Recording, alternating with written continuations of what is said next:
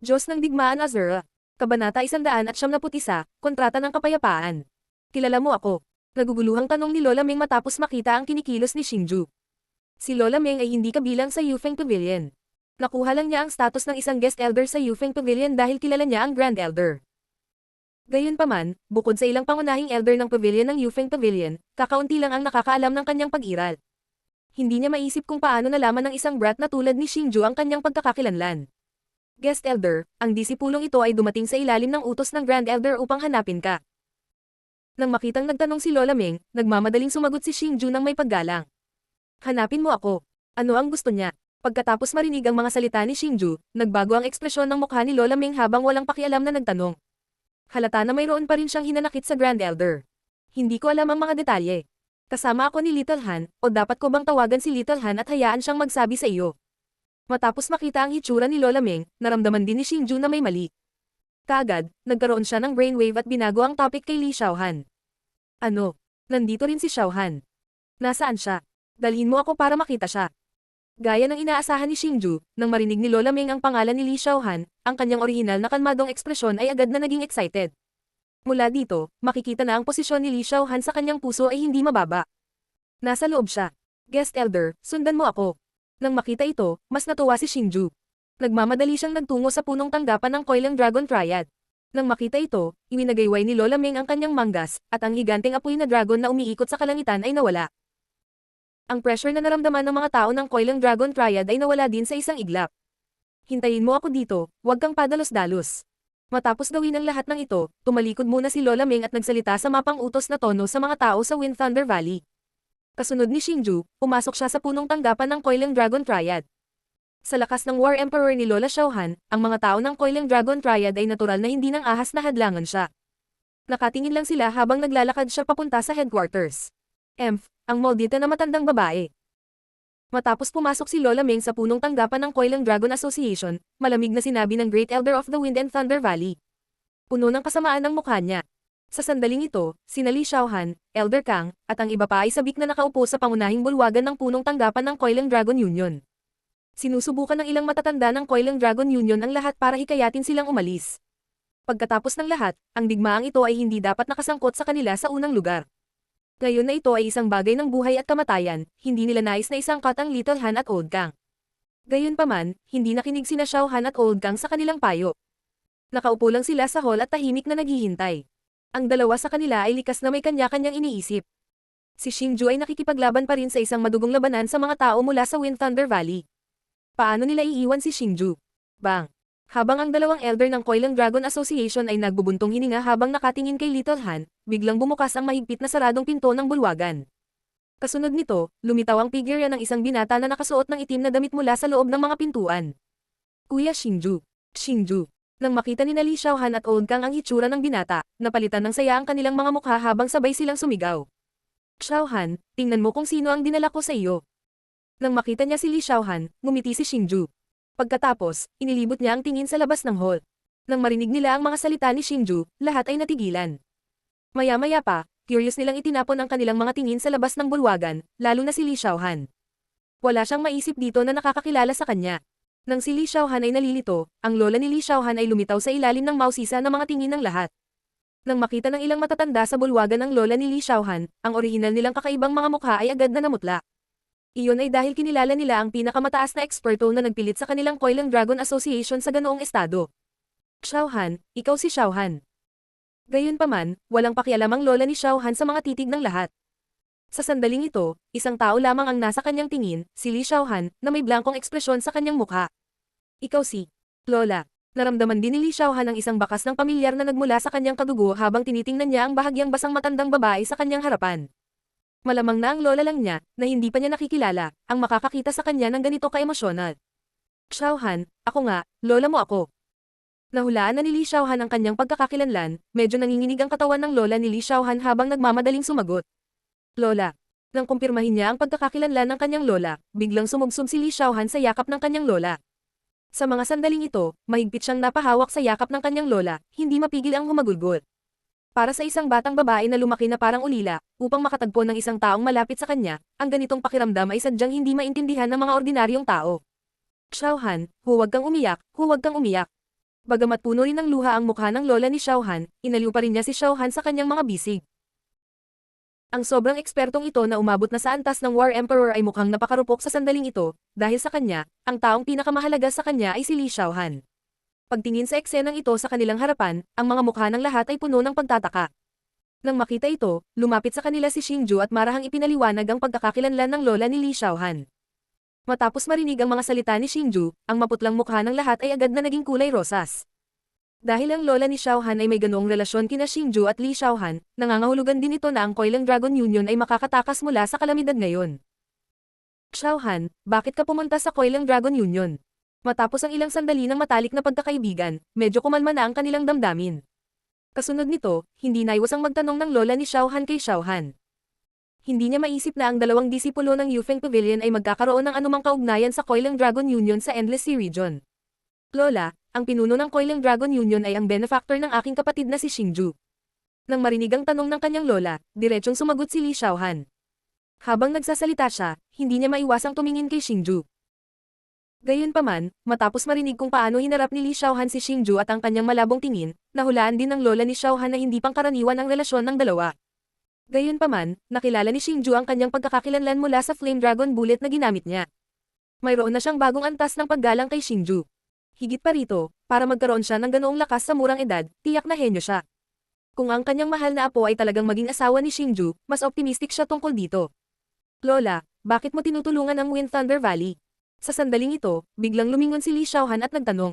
Sa totoo lang, hindi niya alam ang relasyon ng kanyang lola at ng Wind Thunder Valley.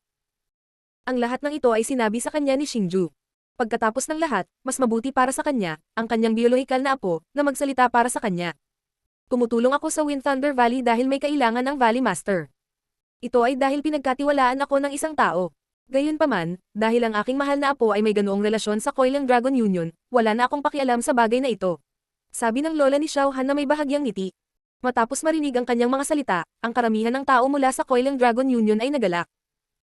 Bagamat alam nila na kasama sina Xingju at Li Xiaohan, maaaring palayain niya ang Coiling Dragon Union, natural na napakasaya nilang magkaroon ng kumpirmasyon sa bagay na ito.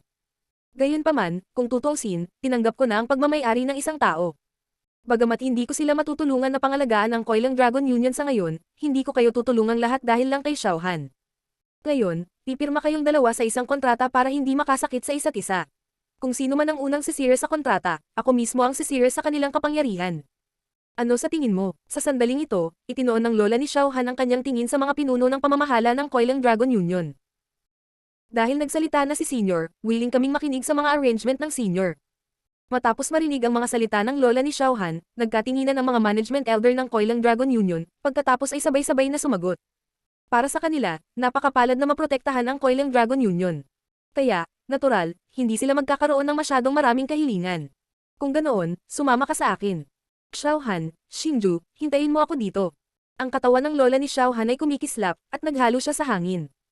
Sa likod niya, ang iba pang dalawang Battle Kings mula sa Coiling Dragon Union ay mabilis ding sumunod at naghalo sa hangin.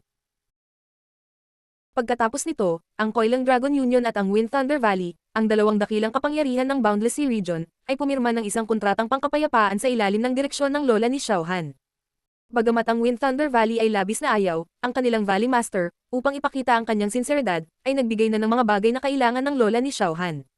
Sa madaling salita, ang kasalukuyang Wind Thunder Valley ay wala ng anumang bagay na banta sa lola ni Xiaohan. Kaya naman, kahit na sila ay labis na ayaw sa kanilang mga puso, wala silang ibang pagpipilian kundi ang pumirma sa tinatawag na kontrata ng kapayapaan. Sa labanang ito, hindi lamang kailangang bayaran ng Wind Thunder Valley ang mga inimbitahang hindi kaakibat na mga eksperto, nawalan pa sila ng kanilang pinakamalakas na master sa lambak. Sa madaling salita, masasabing malaking kawalan ang kanilang dinanas sa pagkakataong ito. Matapos umatras ang mga tao mula sa Wind Thunder Valley, ang lola ni Xiaohan, sina Li Xiaohan, at Xingju ay dumating sa isang tahimik na pavilion. Pagkatapos ng lahat, mahigit 10 taon nang hindi nakita ng lola ni Xiaohan ang kanyang pinagmamalaki na apo. Kaya, labis niyang namiss siya, at gusto rin niyang maunawaan ang higit patungkol kay Xingju. Pagkatapos ng ilang idle chat, alam na ng lola ni Xiaohan ang tungkol sa relasyon ni Xingju at Xiaohan, at alam din ang tungkol sa matagumpay nilang paglinang ng Soul Armors. Nang malaman niya iyon, walang katapusang buntong hininga ang lola ni Xiaohan sa paghanga sa pambihirang talento ni Xingju. Kasabay nito, ang kanyang paborableng impresyon kay Xingju ay hindi maiwasang tumaas ng kaunti. Nalaman din ni Xingju at Li Xiaohan na natuklasan ng lola ni Xiaohan na natagpuan ng Supreme Elder ang kanyang lokasyon. Gayunpaman, sinadya niyang hindi lumayo. Gusto lang niyang makita si Li Xiaohan. Gayunpaman, hindi nagtagal, nakatanggap ang lola ni Xiaohan ng imbitasyon mula sa Wind Thunder Valley. Kaya naman nangyari ang sumunod na pangyayari. Lola, ano ba talaga ang dahilan kung bakit ka tumulong sa Wind Thunder Valley? Umupo si Li Xiaohan sa tabi ng kanyang lola at nalilitong nagtanong. Bamantong hininga si Lola Meng. Sa katunayan, pagkaalis ko sa Yufeng Pavilion, pumunta ako sa Boundless Sea. Kahit na umalis ako dahil sa pagiging galit ko sa lolo mo, may iba talaga akong pakay. Noon, hinala ko na hindi kumpleto ang secret manual. At saka, base sa hindi kumpleto ang maraming bagay sa mga guho, nahulaan ko na dapat higit sa isang sinaunang pagkasira. Malamang na may isa pa, kaya, sa napakaraming taon, naghahanap ako ng mga pahiwatig tungkol sa iba pang sinaunang pagkasira. Gayunpaman, pagkatapos ng maraming taon, wala akong nahanap.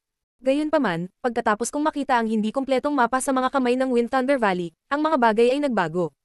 Dahil nakakasigurado ako na ito ang hindi kumpletong mapa ng iba pang sinaunang pagkasira. Sa pagsasalita hanggang dito, kinuha ng lola ni Xiaohan ang hindi kumpletong mapa na nakuha niya sa Wind Thunder Valley. Ito talaga. Matapos makita ang hindi kumpletong mapa sa mga kamay ng lola ni Xiaohan, biglang tumayo si Xingju at isang pambihirang hitsura ng pagtataka ang lumitaw sa kanyang kalmadong mukha. Diyos ng digmaan Azura. Kabanata 172, Sinaunang Kayamanan. Xingju, nakikilala mo ba itong fragment ng mapa? Matapos makita ang nagulat na ekspresyon ni Xingju, kay Xiaohan gulat din si Lola. Hindi niya maisip kung paano makikilala ni Xingju ang sinaunang bahagi ng mapa na ito. Lola, tingnan mo. Nang marinig ang tanong ng lola ni Xiaohan, mahinang ngumiti si Xingju. Agad niyang binaligtad ang kanyang palso at tatlong sinaunang scroll fragment ang lumitaw sa kanyang kamay. Nang makita ng lola ni Xiaohan ang tatlong scroll fragment sa kamay ni Xingju, nagbago ang kanyang ekspresyon ng husto. Mabilis niyang binuksan ang tatlong scroll fragment sa kamay ni Xingju at maingat na tiningnan ang mga ito. Habang tinitignan niya ang mga ito, mas naging masaya ang mukha niya. Xingju, saan mo nakuha itong tatlong scroll fragment? Matapos silang tingnan saglit, kinumpirma ng lola ni Xiaohan na sila na nga ang natitirang tatlong scroll fragment. Ngunit sa parehong oras, siya rin ay labis na naguguluhan. Ang gayong mahalagang mga fragment ng scroll ay dapat na nakakalat sa buong kontinente. Paano nakakolekta ng napakarami sa kanila ang isang batang tulad ni Xingju? Matapos maghanap ng napakaraming taon sa Endless Sea Region, isa lang ang nakita niya. Lola, nang hindi ko sinasadyang makapasok sa mga guho ng unang henerasyong Pavilion Master, hindi ko lang pinakawalan ang First Generation Deputy Pavilion Master, Lord Lian Tian, nakuha ko rin ang tatlong scroll fragment na ito. Noong oras na iyon, sinabi ni Lord Lian Tian na ang tatlong scroll fragment na ito ay kinolekta ng First Generation Pavilion Master. Bagamat hindi ko alam kung ano ang eksaktong nakarecord sa mga scroll fragment na ito ay tiyak na isang mayamang kayamanan. Nakakalungkot na ako hindi nagawang kolektahin ang lahat ng ito. Nang marinig ang tanong ng lola ni Xiaohan, itinulak ni Xingju ang pinagmulan ng tatlong fragment ng mapa na ito sa unang henerasyong Pavilion Master. Pagkatapos ng lahat, ang pagkakakilanlan ng unang henerasyon ng Pavilion Master ay ang pinakamadaling kumbansihin. Kaya ganyan. Ang swerte mo talaga.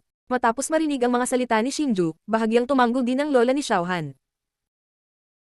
Tungkol sa usapin ng pagpapalaya ni Xingju kay Xiaolong, nabanggit na ni Xingju dati ang lola ni Xiaohan, kaya sa sandaling ito, matatag siyang naniwala sa mga salita ni Xingju. Matapos malaman ang dahilan ng usapin, nagmamadaling pinagsama ni Lola Xiaohan ang apat na fragment ng mapa. Pagkatapos nito, ang apat na mga fragment ng mapa ay mahimalang nakaugnay sa isang kompletong sinaunang mapa. Higit pa rito, ang mga vein pattern na nangangailangan ng martial chi na lumitaw noon ay malinaw na nakikita at kumikislap pa na may mahinang ningning. Isang sinaunang aura ang kumalat, na nagdulot sa lahat na makaramdam ng paggalang mula sa kaibuturan ng kanilang mga puso. Sa pagtingin sa mapa ng kayamanan sa mga kamay ni Lola Xiaohan, kapwa hindi napigilan ni Xingju at Li Xiaohan na lumunok ng laway. Ang gayong mahalagang mapa ng kayamanan ay talagang nakuha nila. Hanggat iniisip nila ang tungkol sa mga kayamanan sa mga guho, kahit ang kanilang mga tibok ng puso ay bibilis, at masasabing sila ay labis na nasa sabik. Xingju, bagamat nakuha na natin ang lokasyon ng mga sinaunang guho, ang mga sinaunang guho ay hindi dapat maliitin. Kung gusto nating buksan ang mga guho, kailangan nating pag-isipan ito ng mahabang panahon. Sa sandaling ito, biglang inalis ni Lola Xiaohan ang sinaunang mapa, pagkatapos ay tumalikod at dahan-daang sinabi kay Xingju. Kahit sa lakas nating tatlo, imposibleng mabuksan ang mga sinaunang guho, kaya kailangan natin ng tulong ng Coiling Dragon Union. Nang makita ito, dahan-dahang nagtanong si Xingju, Lola, ang ibig mong sabihin ay hintayin mong gumaling ang mga sugat ni Uncle Pan at ng War Emperor, at pagkatapos ay buksan ang mga guho kasama nila. Nang marinig ang tanong ni Xingju, dahan-daang sinabi ni Lola Xiaohan. Oo, ang mga sinaunang guho ay hindi dapat maliitin. Sinasabi na noong binuksan ang unang mga sinaunang guho, mayroong 12 war kings at 3 war emperors. Ngunit kahit na ganoon, iilan lamang ang war kings na lumabas sa mga sinaunang guho na buhay, at halos lahat ng war emperors ay inilibing sa mga guho.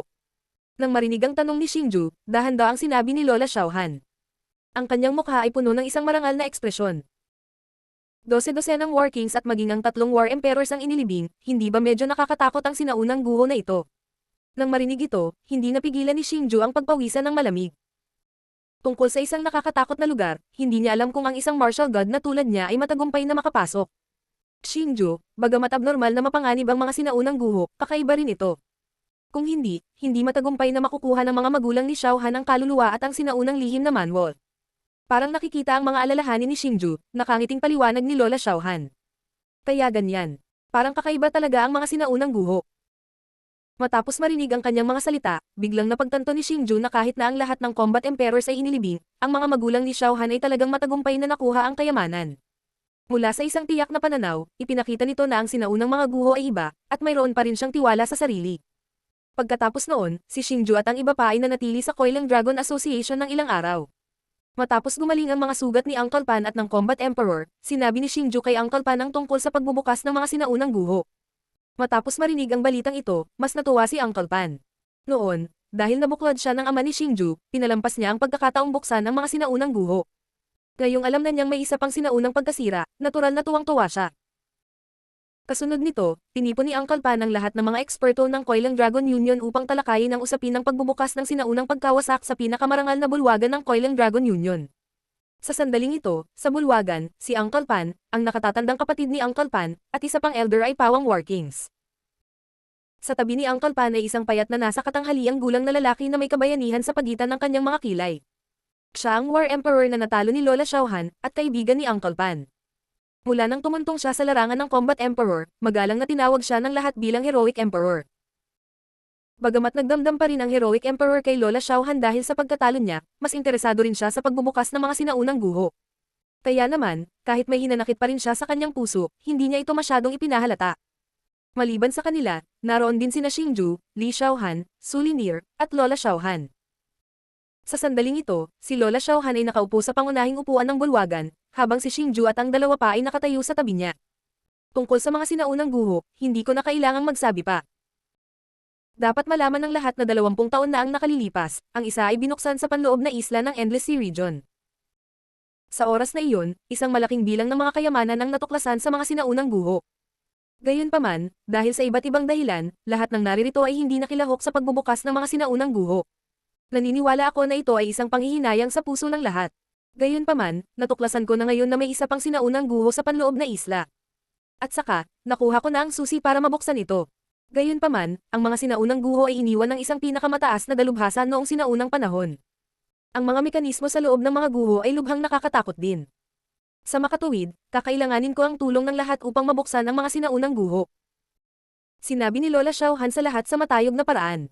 Isang karangalan na si Senior Meng ay handang ibahagi sa amin ang mga sinaunang guho. Gayunpaman, alam nating lahat kung gaano kadelikado ang mga sinaunang guho. Noon, may 3 war emperors at 12 war kings na pumasok sa unang mga sinaunang guho. Gayunpaman, iilan lang ang war kings ang nakalabas na buhay mula sa mga guho. Sa madaling salita, tayo ay isang alyansa lamang. Nandito tayong lahat para sa mga kayamanan sa mga guho.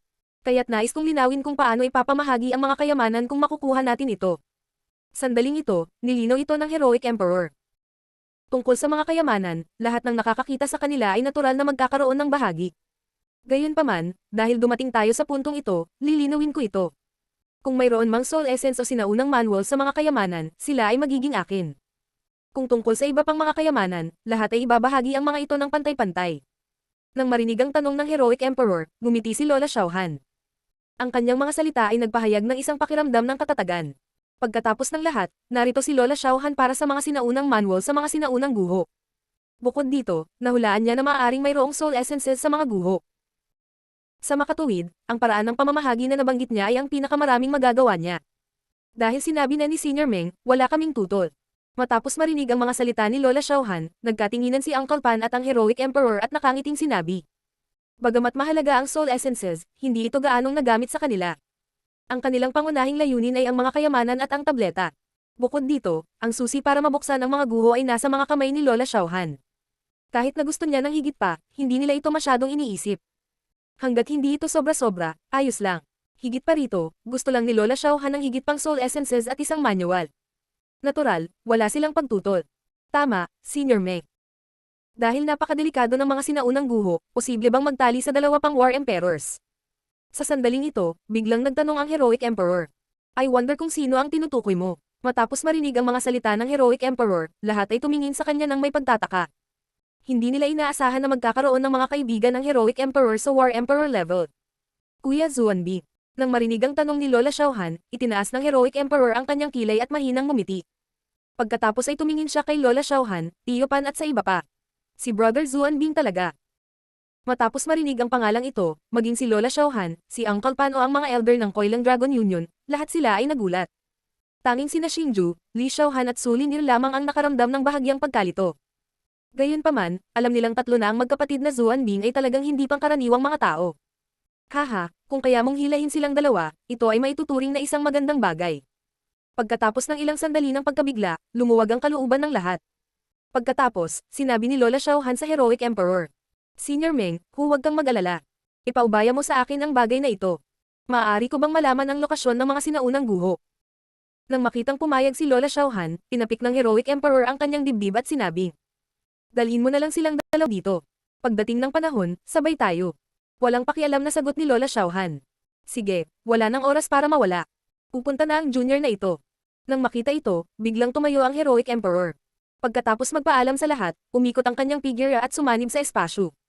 Siguradong hahanapin niya ang tinatawag na Brother Zuanbi. Walang tiyaga din ang batang ito.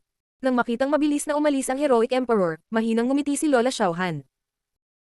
Pagkatapos noon, hindi na siya nanatili at dinala si Xingju at ang iba papalabas ng bulwagan, bumalik sa pavilion kung saan sila naroon dati. Diyos ng Digmaan Azura. Kabanata 173, buksan ang mga guho. Lola, sino ba talaga si Kuya Zuanbi? Sa tulong ni na Ying Huang at Uncle Pan, hindi ba natin nabuksan ang ancient ruins? Bakit mo sila hiniling na magsalo ng isang tasa ng alak? Pagkatapos bumalik sa pavilion, sa wakas ay hindi naiwasang magtanong ni Li Xiaohan sa kanyang lola. Haha, si Brother Zuanbing ay isang pares ng hindi kaakibat na mga eksperto mula sa Endless Sea Region. Sila ay isang pares ng kambal na kapatid. Nang mabuksan ang unang ancient ruins, silang dalawa rin ang isa sa kakaunting survivors. Gayunpaman, simula noon, nawala silang dalawa ng walang bakas. Hindi ko inaasahan na umabot sila sa War Emperor level. Nang marinig ang tanong ni Li Xiaohan, ngumiti ang kanyang lola at nagpaliwanag sa kanilang tatlo. Kaya ganyan. Matapos marinig ang mga salita ng kanyang lola, nag-react din si Xingju at ang dalawa pa. Isinasantabi ang katotohanang maaaring maging malaking tulong si Brother Zuanbing bilang isang combat emperor, bilang isang taong nakapasok na sa ancient ruins noon, maaari silang maging malaking tulong. Gayunpaman, si Brother Zuanbing ay hindi rin isang ordinaryong tao, kaya dapat kang mag-ingat sa kanilang dalawa. Sa sandaling ito, maingat na paalala ni Lola Xiaohan. Don't worry Lola, naiintindihan namin. Matapos marinig ang kanyang mga salita, sabay na sumagot si Xingju at ang dalawa pa. Natural na naiintindihan nila ang kahulugan ng mga salita ng kanyang lola. Sa kanilang grupo, hindi na kailangang sabihin, tiyak na tatayo si Uncle Pan at ang iba pa sa parehong panig ni Xingju. At dahil ang Ying Huang ay handang lumaban hanggang kamatayan para kay Uncle Pan at Lola Xiaohan, hindi na kailangang pagdudahan ang kanyang pagkatao. Gayunpaman, ang tanging espesyal na bagay ay si Brother Zuanbing. Eto na, ginagamit lang nila ni Brother Zuanbing ang isa't isa. Kapag nahanap na talaga nila ang kayamanan, hindi maiiwasang lumabag sila sa kasunduan. Pagkatapos noon, nagbigay ng ilang tagubilin si Lola Xiaohan kay Xingju at sa dalawa pa, at bumalik silang tatlo sa kani-kanilang tirahan. Sa mga sumunod na araw, gumawa rin si Uncle Pan at ang iba pa ng mga angkop na pagsasaayos para sa Koilang Dragon Union. Pagkatapos ng lahat, sa pagkakataong ito, lahat ng kanilang pinakamalakas na puwersa ay mapapakilos, kaya't kailangan ng tamang pag-aayos. Dahil dito, espesyal na pinalakas ni Lola Xiaohan ang hangganan ng Koilang Dragon Union. Kung sakaling may mangyari habang wala sila. At sa ikalimang araw pagkatapos umalis ng Ying Huang, isang napakalaking malamig na aura ang biglang bumaba sa punong tanggapan ng Koilang Dragon Union. Ang biglaang pagbabagong ito ay naging dahilan upang magtipon ang mga eksperto ng Koilang Dragon Union sa labas ng punong tanggapan. Napakalakas ng aura na ito. Pagkarating ni Xingju sa punong tanggapan, napagtanto niya na masalata ang malamig na aura. Nararamdaman niya na ang aura na ito ay nasa itaas ng War King, at malamang na ito ay isang War Emperor. Brother Zuanbing, dahil interesado kang sumali sa amin, bakit kailangan mong magsagawa ng ganoong palabas? Naramdaman ng malakas na pressure, si Uncle Pan ay dahan-daang humakbang pasulong at sumigaw. Matapos marinig ang mga salita ni Uncle Pan, natigilan ang karamihan. Maya-maya pa, lumuwag ang kanilang nag-aalalang mga mukha habang nakatingin sila sa direksyon na tinitingnan ni Uncle Pan. Noong una, inakala nila na may mga kalaban mula sa labas. Gayunpaman, pagkatapos marinig ang sinabi ni Uncle Pan, napagtanto nila na ang magkapatid na Zuan Bing ay mga kaalyado na inimbitahan nila. Kung sila iyon, hindi magkakaroon ng ganoong kainit na labanan ngayon. Hahaha, hindi ko inaasahan na ang pinakamalakas na mandirigma ng Boundless Sea Region noon, si Lord Panyan, ay magkakaroon ng ganoong kalakas na pagbaba ng lakas pagkatapos mawala sa loob ng maraming taon, mahulog sa antas ng Battle Monarch. Sa sandaling ito, isang malakas na dagandong ang biglang umalangaw sa kalangitan, dahan-daang umalangaw sa kalangitan. Pagkatapos noon, umikot ang espasyo sa kanilang paligid, at lumitaw ang dalawang magkaparehong lalaking nasa katanghaliang gulang na nakasuot ng puting robe. Ang kanilang mga puting damit ay napakaayos, at ang kanilang mapuputing kilay at mahabang puting buhok ay medyo kakaiba. Buzz. Sa sandaling ito, umikot din ang espasyo sa tabi ni Uncle Pan, at lumitaw sa tabi niya ang Heroic Emperor. Kuya Zuan Bing, nagawa mo na ang gusto mo. Maaari ka nang bumaba. Matapos lumitaw ang Heroic Emperor, walang magawa niyang sinabi sa magkakapatid na Zuan Bing sa langit. Hehe, Kuya Ying, nagpakatanga kami. Ilang taon na kaming hindi lumalabas, at natatakot kami na baka makalimutan kami ng ilan sa mga nakababatang henerasyon. Nang makita ito, binawi ng magkapatid na Zuan Bing ang kanilang mga pakpak na pulang dugo at naglakad sa harap ni Uncle Pan at ng iba pa. Younger generation.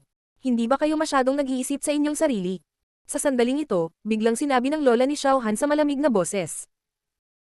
Kasabay nito, isang mas malakas na puwersang nagpapapigil kaysa sa naunang dalawa ang biglang dumaikit sa kanilang dalawa. Haha, ito siguro si Senior Meng ng Yufeng Pavilion, right? Masungit itong junior kanina, sana mapatawad ako ni si Meng. Ang aura na inilabas ng lola ni Xiao Han ang naging dahilan ng pagbabago ng mukha ng magkapatid na Zuan Bing. Maya-maya pa ay hininaan na nila ang boses at nagsalita ng magalang. Tungkol sa usapin ni Lola Xiao Han, malamang na ipinaliwanag na ito ni Ying Huang sa kanilang dalawa.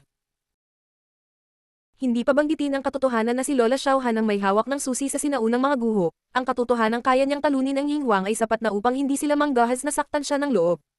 Dati, nakatutok lamang sila sa pagpigil sa lahat, ngunit nakalimutan nilang naruroon din ang naturang eksperto. Kalimutan mo na ito. Naniniwala akong nasabi na sa inyong dalawa ng Heroic Emperor ang tungkol sa mga sinaunang guho, tama ba? Siguro kung may pagtutol kayong dalawa sa pamamahagi ng mga kayamanan. Nakikita ito, binawi siya ng lola ni Xiao Han. Aura at walang pakialam na sabi. Hehe, lahat ay magiging tulad ng sinabi ni Senior Meng. Walang pagtutol kaming dalawa. Nang marinig ang mga salita ng lola ni Xiao Han, sabay-sabay na sumagot ang magkapatid na Zuan Bing. Kung ganun, mabuti yan. Gayunpaman, hayaan mo muna akong linawin ang mga bagay. Kung may manggahas na lumabag sa kasunduan, huwag mo akong sisihin sa pagiging walang awa. Bagamat nagpahayag na ng kasunduan ang magkapatid na Zuan Bing, binalaan pa rin sila ng lola ni Xiao Han. Higit pa rito, ang kanyang titig ay napuno ng nakakapangilabot na layunin. Itong junior ay hindi nangangahas, ang junior na ito ay hindi nangangahas. Nang makita ito, ang magkapatid na Zuan Bing ay nagmamadaling itinago ang kanilang mga kamay at sinabing. Ang kanilang tono ay medyo maluwag. Sa sandaling ito, lumapit ang Heroic Emperor sa lola ni Xiao Han at nakangiting sinabi. Senior Meng, dahil nandito na ang lahat, sa tingin mo kailan tayo dapat umalis? Dahil iyon ang kaso, umalis na tayo ngayon. Nang makita ito, ngumiti din ang lola ni Xiao Han.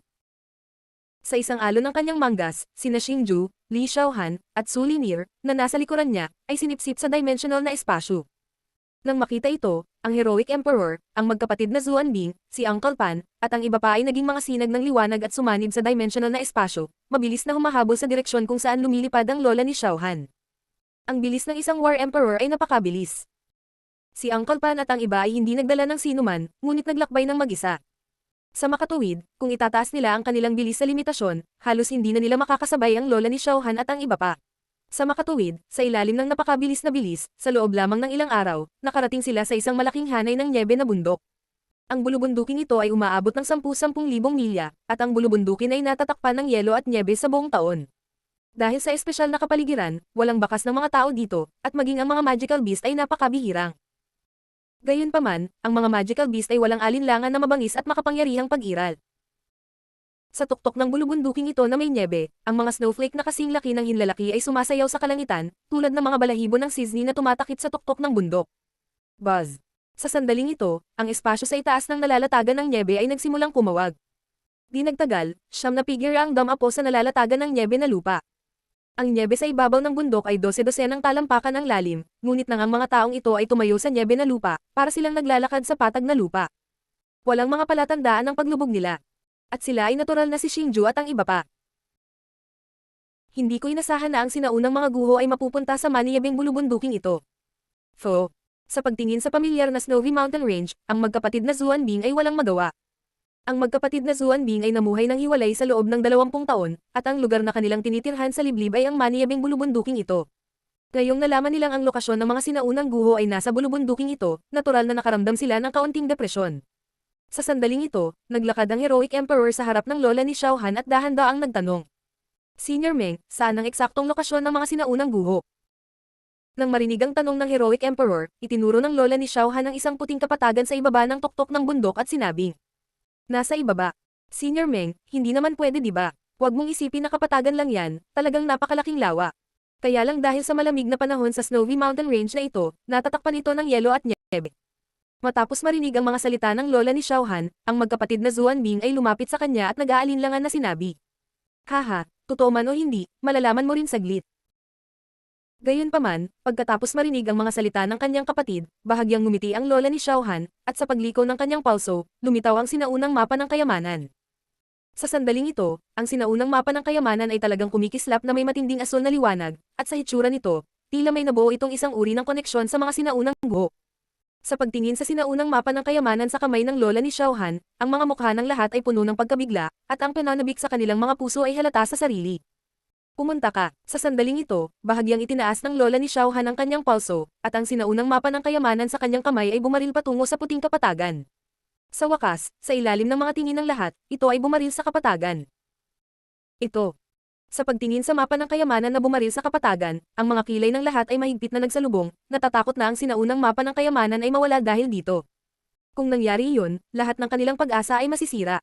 Boom boom. Nang ang lahat ay nag-aalala, ang bundok na nababalutan ng nyebe sa ilalim ng kanilang mga paa ay nagsimulang marahas na manginig, ngunit kung maingat nilang mararamdaman ito, matutuklasan nila na ang pinagmulan ng marahas na panginginig ay ang sentro ng kapatagan. Ang biglaang pagbabagong ito ay naging sanhi ng lahat na kawili-wiling nagulat. Nangangahulugan ito na matagumpay na nabuksan ng sinaunang mapa ng kayamanan ng mga sinaunang guho, at malapit nang lumitaw ang mga sinaunang guho. Huff, huff, huff, huff, huff. Sa sandaling ito, ang kapatagan na umaabot ng libu-libong milya ay biglang bumagsak, at pagkatapos noon, isang napakalaking alon na may taas na daan-daang talampakan ang biglang tumaas, at sa gulat ng mga tingin ng lahat, mabilis itong umikot. Habang umiikot ang higanteng whirlpool na libu-libong milya, nagsimulang manginig ang buong bulubundukin na nababalutan ng nyebe, at ang malalaking dami ng nyebe ay patuloy na dumadaos-dos pababa sa bundok, na parang isang misteryo na natutulog sa loob ng libu-libong taon ay malapit ng magising. Sa pagtingin sa napakagandang higanteng whirlpool na nasa harapan nila, maging si Xingju, Li Xiaohan, o Su Linier, lahat ng kanilang mga mukha ay puno ng pagkabigla. Ang pagbubukas lamang ng mga sinaunang guho ay ilang beses na mas malakas kaysa sa anuman. Maiisip lamang ng isa kung gaano kalakas ang mga sinaunang guho, at ang ninuno na nag-iwan ng mga sinaunang guho ay tiyak na isang pinakamataas na dalubhasa sa mundo. Diyos ng Digmaan Azura. Kabanata 174, Mahiwagang Tagapag-alaga. Buzz. Atensyon sa lahat. Sa sandaling ito, biglang iwinagayway ni Lola Xiao Han ang kanyang manggas, at bumuhos ang maitim na pula na battle chi mula sa kanyang mga palad. Sa huli, ito ay naging isang nanginginig na dark red defensive barrier na bumalot kay Xingju at sa dalawa pa. Matapos marinig ang kanyang mga salita, ang iba pang mga eksperto ay tumingin din sa higanteng whirlpool ng maingat. Hindi lang sila, ngunit si Xingju at ang dalawa pa ay nakakaramdam din ng mali sa kanilang matalas na sentido. Napakalakas ng bagay na iyon, at marami sa kanila. Dahil dito, labis na nabahala si Xingju at ang dalawa pa. Plop, plop. Sa sandaling ito, daan-daang mga haligi ng tubig ang biglang bumaril mula sa whirlpool. Ang mapatlaputing mga haligi ng tubig ay pumailanglang sa kalangitan, tulad ng ilang mga dragon na pumailanglang sa langit. Sila ay siksikan sa whirlpool, at ito ay isang kamanghamanghang tanawin. Gayunpaman, ito ay isang napakagandang eksena na mas nagpakabas sa lahat. Sa sandaling ito, malinaw na naramdaman nila na ang misteryosong kapangyarihan ay naging mas malinaw. Swoosh swoosh swoosh swoosh. Biglang, daan-daang itim na figure ang bumaril mula sa mga haligi ng tubig. Sa sandaling ito, sa bilis na maihahambing sa kidlat, sila ay bumaril patungo sa grupo. Nandito na sila. Biglang sumigaw si Lola Xiao Han habang nakatingin sa daan-daang itim na figure na pumapalakpak sa kanila. Swoosh. Kaagad pagkatapos, humakbang siya pasulong, at ang isang pares ng madilim na pulang pakpak ay agad na bumunot sa kanyang likuran. Pagkatapos, tulad ng isang arrow na inilabas mula sa isang busog, siya ay bumaril patungo sa itim na masa ng mga misteryosong nilalang. Swoosh swoosh swoosh. Sa likuran niya, lumipad din ang Black Ice Brothers at ang Heroic Emperor patungo sa grupo ng mga misteryosong nilalang na may mga pakpak sa kanilang likuran. Para naman kay Uncle Pan at sa dalawa pa, tumayo sila at hindi kumibo. Malinaw nilang naramdaman na ang daan-daang misteryosong nilalang ay may lakas ng isang War King. Kung mapapabilang sila sa napakalaking grupo ng War Kings, nanliligaw lang sila ng kamatayan. Buzz, buzz, buzz. Bagamat mayroon ng 4 na War Emperors na humaharang sa kanila, mayroon pa ring ilang misteryosong nilalang na nakalusot sa blockade at bumaril patungo kay Xingju at sa iba pa. Sa sandaling ito, sa wakas ay makikita na ni Xingju at ng iba pa ang tunay na anyo ng mga misteryosong nilalang na ito. Sila ay isang grupo ng mga kakaiba at matipunong nilalang na hindi bababa sa 10 metro ang taas. Tinakpan ng mga itim na kaliskis ang kanilang buong katawan, at bagamat humanoid ang kanilang mga palad, ang kanilang mga paa ay mas parang palikpik ng isda. Higit pa rito, mayroong 2 mahabang itim na balbas ng tigre sa mga sulok ng kanilang mga bibig. Maliwanag, sila ay isang grupo ng mga uri ng isda na mahiwagang hayop. Bawat isa sa kanila ay may hawak na kakaibang triangular na tinidor sa kanilang mga kamay. Hanggat itinaas nila ang triangular na tinidor, isang malakas na liwanag na alon na maihahambing sa battle chi ay sasabog patungo sa kanila na may nakakatalim na tunog ng hagong. Humph! Nang makita nilang umaatake sila, sa wakas ay hindi na nakatiis ang 3 ng tiyuhin na sipan. Biglang lumukso ang kanilang mga katawan, bago nila ibinuka ang kanilang madilim na pulang pakpak at lumipad patungo sa mga misteryosong nilalang na lumilipad patungo sa kanila. Pagkatapos ng lahat, si Uncle Pan at ang dalawa pa ang pinakamalakas sa Boundless Sea Region. Bagamat nabawasan ng husto ang kanyang lakas, nananatili pa rin ang pagmamalaki sa kanyang puso. Sa likuran niya, ang iba pang 2 elder ng Coiling Dragon Association ay lumukso din at sumunod sa likod ni Uncle Pan habang umaakyat sila patungo sa misteryosong mga nilalang. Rumble, rumble. Ang grupo ng mga dalubhasa at ang daan-daang misteryosong nilalang ay nagkasagupaan. Ang kalangitan ay napuno ng mga alon ng enerhiya na patuloy na kumakalat. Kasabay nito, ang mga alon ng nakakatakot na presyon ay patuloy na bumababa kay Xingju at sa iba pa. Maging sina Xingju at Li Xiaohan ay hindi nakayanan ang nakakatakot na pressure. Sa kabutihang palad, pagkatapos ipatawag ang spiritual armors, ang pressure ay talagang nabawasan ng malaki. Bagamat ang mga mahiwagang nilalang ay abnormal na malaki ang bilang, ang kanilang mga paraan ng pag-atake ay masyadong simple.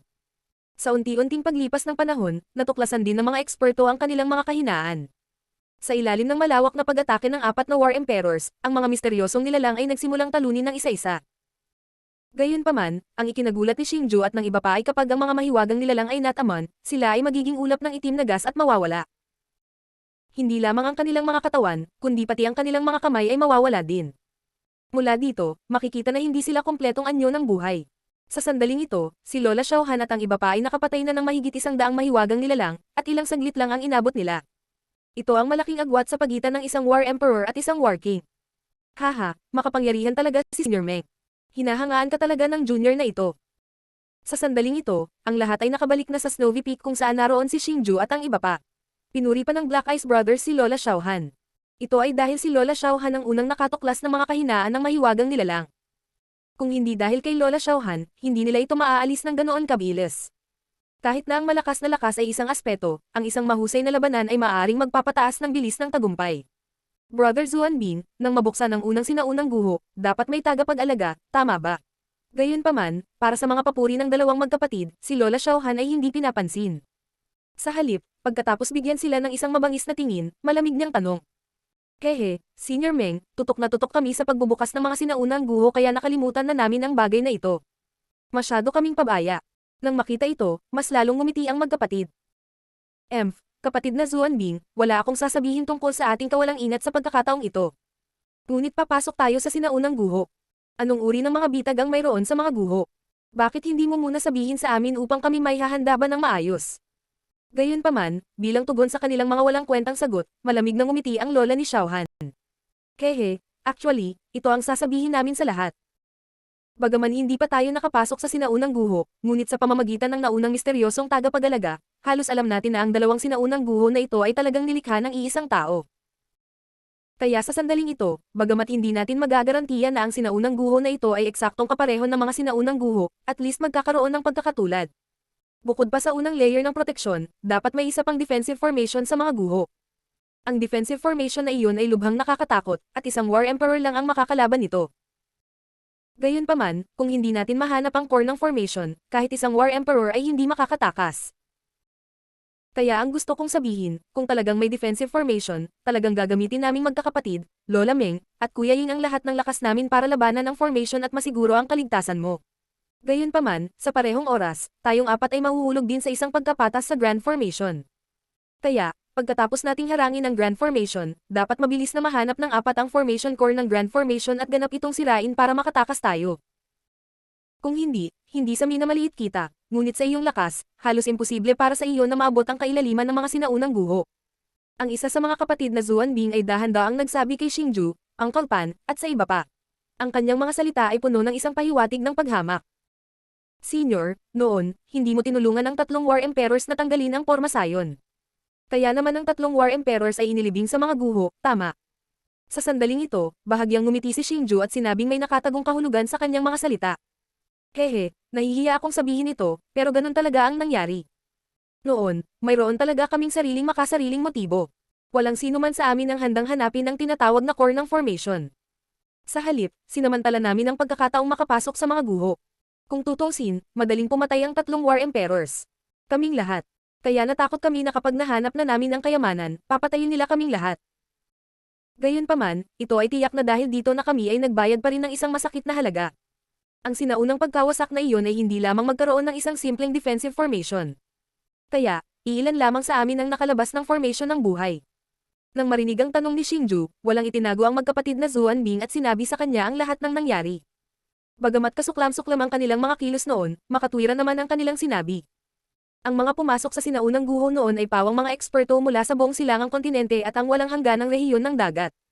Lahat sila ay pumasok sa mga guho na may lihim na motibo. Sa madaling salita, lahat sila ay kakompetensya. Kaya naman, wala sa kanila ang handang magligtas ng iba. Buti na lang at hindi nila pinatay. Bukod dito, may iba pa ba tayong dapat pagtuunan ng pansin? Bahagyang ngumiti si Xingju at muling nagtanong. Kung tutusin, ang sitwasyon sa mga guho ay hindi pa rin alam. Kung ang loob ng mga guho na ito ay iba sa nauna, sayang ang oras para magsabi ng marami. Kung talagang mayroong defensive formation dito, kung gayon tayo pag-uusapan natin ito ng detalyado mamaya. Nang marinig ang tanong ni Xingju, ngumiti ang magkapatid na Zuan Bing at sinabi. Naunawaan ng lahat ang ibig nilang sabihin. Kung gusto nilang malaman kung ano ang susunod na mangyayari, kailangan nilang tulungan silang alisin ang defensive formation. Mula dito, makikita na ang Zuan Bing brothers ay napakatalino. Hindi katakataka na makakalabas sila ng buhay sa isang nakakatakot na sinaunang pagkasira. Malalaman natin kung ano ang nasa guho. Terena, sa sandaling ito, dahan-dahang sinabi ng lola ni Xiao Han sa lahat. Pagkatapos noon, tumingin siya sa malaking whirlpool. Sa kanyang paalala, nagulat ang lahat ng mapagtanto na kahit na umiikot pa rin ang whirlpool, lumitaw ang isang napakalalim na butas sa gitna ng whirlpool. Iyon ay dapat na ang daanan sa mga sinaunang guho. Terena. Biglang lumundag ang lola ni Xiao Han at mabilis na lumipad patungo sa daanan. Kasabay nito, isinama niya si Xingju at ang dalawa pa. Sa likuran niya, ang iba pang mga eksperto ay tumalon din at mabilis na lumipad patungo sa daanan. Ang daanan ay sobrang dilim, ngunit ang lola ni Xiao Han, si Uncle Pan at ang iba pa ay hindi nangangailangan ng anumang magaan na anteng-anteng o iba pang katulad na mga bagay upang malayang makapaglakbay. Ito rin ang natatanging katangian ng War Kings. Ang paningin ng War Kings ay ilang beses na mas mahusay kaysa sa mga martial gods. Kahit madilim, kitang-kita nila ang lahat. Sa makatuwid, hindi na kailangan ng mga magaan na talisman. Gayunpaman, naging mahirap ito para kay Xingju at sa iba pa. Ang sipol lang ng hangin ang naririnig nila, ngunit hindi nila makita ang kanilang paligid. Maaari lamang silang umasa sa kanilang matalas na pandama upang maramdaman na ang daanan ay lubhang masungit at malalim. Gayunpaman, ilang sandali matapos makapasok sa daanan, isang mahinang liwanag ang biglang sumilay sa kanilang harapan. Higit pa rito, ang liwanag ay naging mas maliwanag at mas maliwanag. Nang makalapit sila, nagulat ang punishment executioner nang matuklasan na mayroon talagang malaking bulwagan sa harapan nila. Diyos ng Digmaan Azura. Kabanata 175, ang mata ng Array. Nang makarating ang lahat sa pangunahing bulwagan, sa wakas ay nakita ni Xingju ang tunay na anyo ng pangunahing bulwagan. Nakita niya na ang pangunahing bulwagan ay libu-libong metro ang lapad, na walang katapusan. Ang labis na ikinagulat ni Xingju ay sa itaas ng pangunahing bulwagan, mayroong isang langit na puno ng mga bituin. Ang mga bituin ay bumuo ng isang whirlpool na dahan-dahang umaagos, at sa gitna ng pangunahing bulwagan, mayroong ilang malalaking halijing bato na 12-dosenang metro ang kapal. Ang mga halijing batong ito ay may gintong batong dragon na nakapaligid sa kanila, na umaabot hanggang sa dulo ng mga bituin. Anong kahangahangang pangunahing bulwagan? Sa pagtingin sa pangunahing bulwagan sa kanyang harapan, hindi napigilan ni Xingju na mapabuntong hininga. Ang kahangahangang pangunahing bulwagan na ito ay masasabing gawa ng mga Diyos, lalo na ang mga bituin sa itaas. Bagamat alam niyang peke iyon, napaka-realistic nito, na para bang totoo. Hindi niya maiwasang humanga sa taong nagtayo ng mga guho. Bata, ang mga sinaunang guho ay iniwan ng mga dalubhasa noong unang panahon. Ang mga dalubhasa noong panahong iyon ay madaling sirain sa isang daliri. Nang makita ang gulat na ekspresyon sa mukha ni Xingju, hindi maiwasan ng Zuanbing brothers na magpaliwanag. Ito bang sinaunang guho ay kapareho ng sinaunang guho na pinasok mo dati? Nakangiting tanong ni Xingju nang makita niyang nagsasalita ang Black Eyes Brothers. Ito ay hindi pareho. Kung pag-uusapan, ang mga sinaunang guho na ito ay mas kahanga-hanga kaysa sa nauna. Naniniwala ako na ang mga kayamanan sa loob ay dapat na masagana, hehe. Tumawa ang Zuanbing Brothers, ang kanilang mga mata ay naglalabas ng matako na tingin. Sige, dahil nasa guho na tayo, ang pinakamahalaga ngayon ay mahanap ang mga kayamanan. Dapat na tayong magmadali at umalis. Sa sandaling ito, biglang sinabi ng lola ni Xiaohan. Kaagad pagkatapos, nagsimula siyang maglakad patungo sa main hall. Nang makita ito, nagmamadaling sumulong lahat. Dahil natatakot silang matrigger ang mga bitag sa mga guho, lahat ay sumulong ng maingat. Gayunpaman, marahil dahil may War Emperor dito, si Xingju ay tila medyo nakaka-relax. Sa halip, hinangaan niya ang napakagandang pangunahing bulwagan kasama sina Xiaohan at Su Linier. Bagamat binagala ng lahat ang kanilang lakad, pagkatapos ng halos kalahating oras na paglalakad, dalawang malalaking batong pinto ang sa wakas ay lumitaw sa kanilang harapan. Ang batong pintong ito ay napakalaki. Bagamat napakalayo nito sa kanila, ramdam pa rin nila kung gaano kalaki ang pintong batong ito. Sa harap ng pintong batong ito, si Xingju at ang iba pa ay parang mga langgam. Napakaliit nila. Buzz. Sa sandaling ito, isang hagong na tunog ang biglang umalangaw mula sa kalawakan sa itaas. Pagtingin sa itaas, nagulat ang lahat ng matuklasan na ang kalawakan, na orihinal na dahan-daang umiikot sa itaas nila, ay umiikot na ngayon sa napakabilis na bilis. Bukod dito, napakaraming liwanag ng bituin ang bumababa patungo sa kanila sa napakabilis na bilis. Ang pinaka-nakakatakot na bagay ay ang malupit na presyon ay sadyang napakalakas.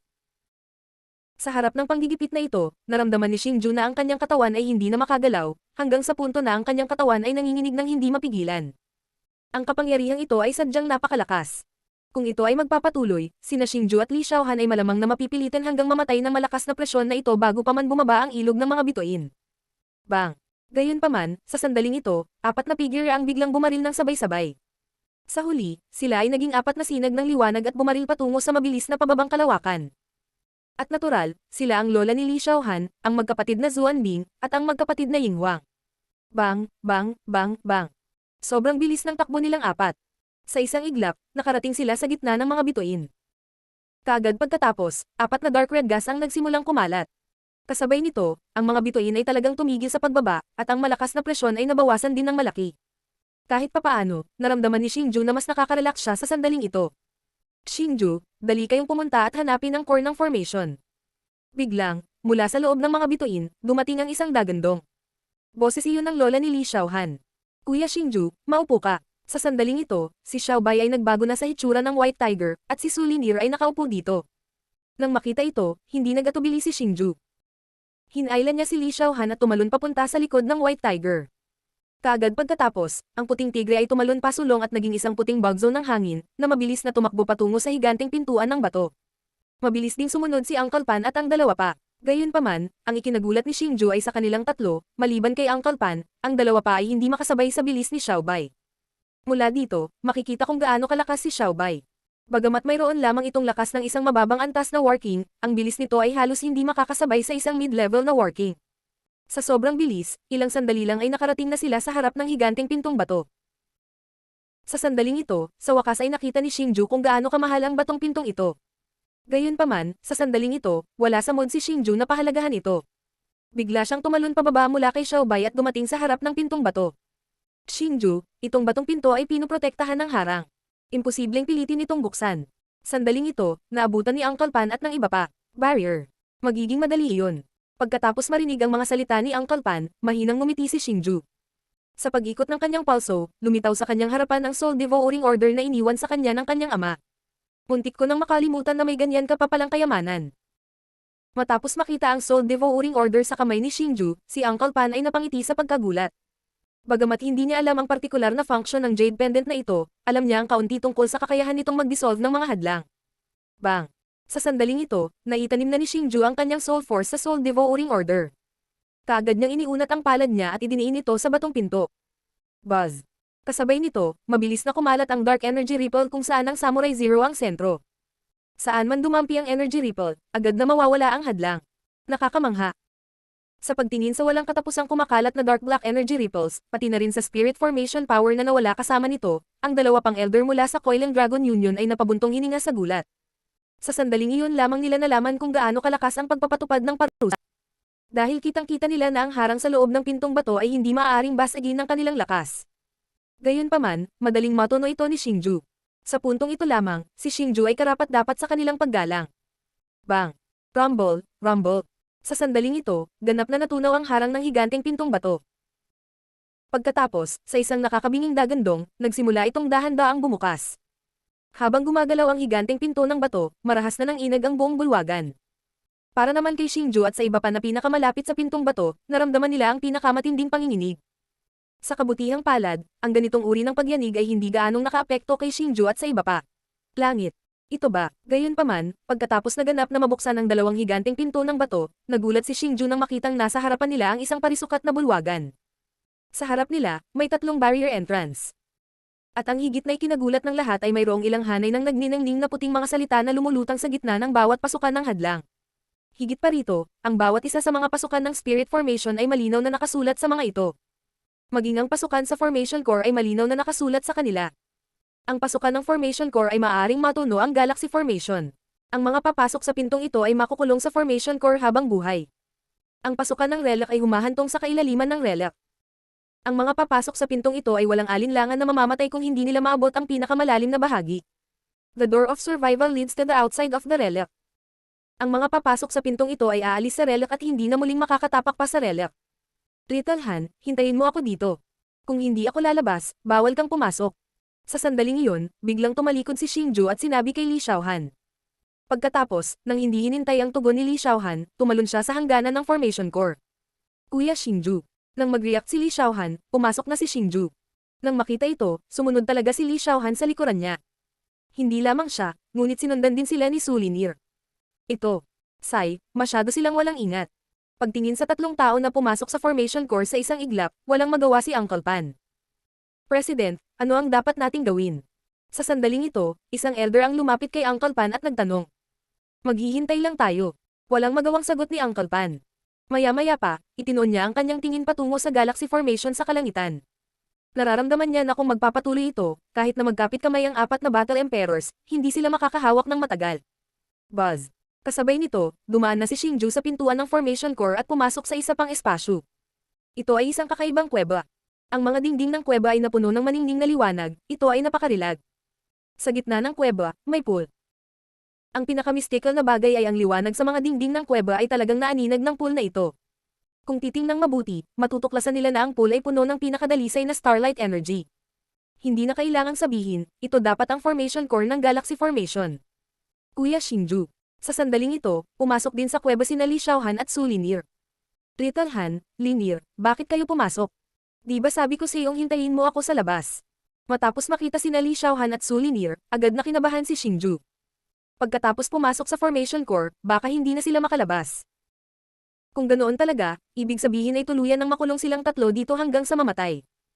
Hindi ito ang gustong makita ni Xingju. Kuya Xingju, kung hindi talaga tayo makakalabas, handa ka bang hintayin si Little Han sa labas? Kaya't mas gugustuhin kong manatili dito kasama si Kuya Xingju sa buong buhay ko kaysa mamuhay ng kawalang galang sa labas. Hanggat kasama ko si Kuya Xingju, mararamdaman ni Little Han na sulit ito. Sa kabaligtaran, kung makakalabas tayo, matutulungan ka rin namin ni Lin na masira ang formation core.